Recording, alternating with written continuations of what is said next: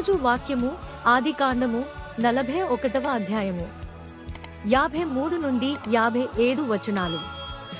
ఐగుప్తు దేశమందు సమృద్ధిగా పంట పండిన సంవత్సరములు గడచిన తరువాత యోసేపు చెప్పిన ప్రకారము 7 కరువు సంవత్సరములు ఆరంభమాయను గాని ఐగుప్తు దేశమందంతటను ఆహారముండెను.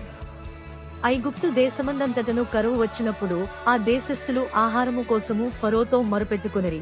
అప్పుడు ఫరో, మీరు యోసేపుద్దకు వెళ్లి అతడు మీతో చెప్పునట్లు చేయుడని ఐగుప్తీయులందరితో చెప్పెను.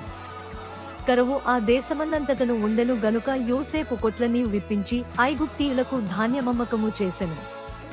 ఐగుప్తు దేశమందు ఆ కరువు భారముగా ఉండెను, మరియు ఆ కరువు ప్రతి దేశమందు భారమైనందున సమస్త దేశస్థులు యోసేపు నొద్ద ధాన్యము కొనుటకు ఐగుప్తునకు వచ్చిరి.